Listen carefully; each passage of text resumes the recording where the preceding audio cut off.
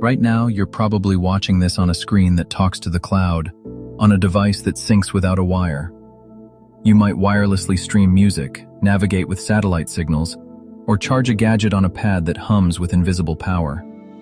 Those conveniences feel ordinary, but a little over a century ago they were considered impossible, the stuff of science fiction. One man not only imagined them, he built working prototypes and staged public demonstrations to prove them real. His name was Nikola Tesla. He sketched systems for wireless communication and power, dreamed of lighting entire cities from a single tower, and pictured a world where energy and information flowed freely through the air. Yet Tesla's life was a study in contradiction. Brilliant inventions and grand visions on one side, debt, failed partners, and a lonely death in a New York hotel room on the other. This is the story of the inventor whose imagination lit the modern age, and the unfinished dreams he left behind. Nikola Tesla was born in 1856 in Smiljan, then part of the Austrian Empire, today Croatia. As a child, he watched thunderstorms and sketched machines, haunted by a desire to harness nature's forces. He studied engineering and physics in the 1870s, absorbing theory while his mind raced ahead to radical ideas. Formal degrees eluded him, but practical brilliance did not. In the early 1880s, he gained hands-on experience in telephony and electrical plants across Europe, learning the real world of wires, dynamos, and tradecraft. In 1884, he stepped onto American soil with almost nothing, just 4 cents, a letter of recommendation, and a head full of plans. He landed in New York at the heart of an industrial revolution, and soon crossed paths with Thomas Edison, beginning a chapter that would shape electricity for generations. Edison championed direct current, a system that worked well locally but couldn't carry power long distances without massive loss.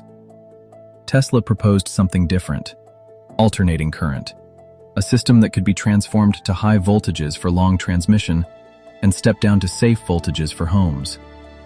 Tesla's AC induction motor, elegant, brushless, and far more reliable than the motors of the day, converted electrical waves into smooth, rotating motion with minimal maintenance.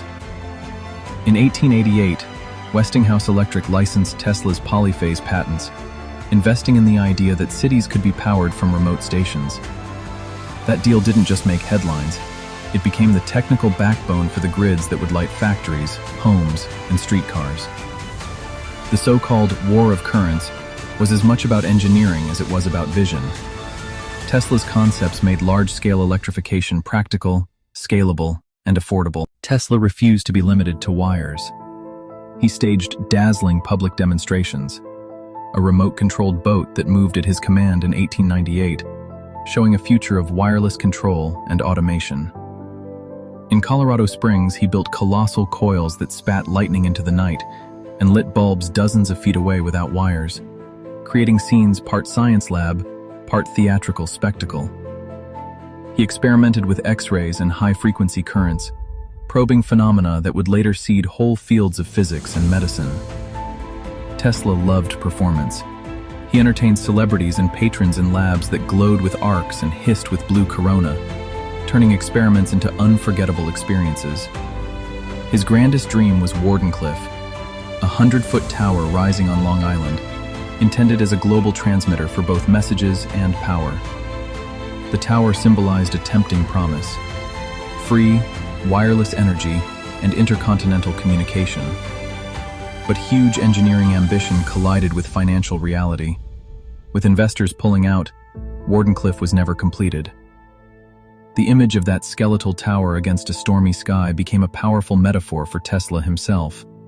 Visionary, ahead of his time, and undone by the marketplace he hoped to transform. After Wardenclyffe, Tesla kept inventing, sometimes spectacularly, sometimes in ways the era couldn't afford. The 1910s and 1920s found him producing prototypes, filing patents, and living in a string of New York hotels where unpaid bills accumulated and pigeons became his steady companions. He died in January 1943, largely uncelebrated, his name barely mentioned in the headlines. For years, his work faded from public view, until mid-century scientists revived his memory. In 1960, the SI unit of magnetic flux density was named the Tesla, a technical tribute that recognized his impact on electromagnetism. Since the 1990s, his reputation has surged. Books, films, and companies have embraced his iconoclastic spirit. Even a modern automaker borrows his name as a symbol of innovation. Today we stand in many ways inside the wireless, electrified world he foresaw. The man who often died broke left a legacy of ideas that continue to power our lives.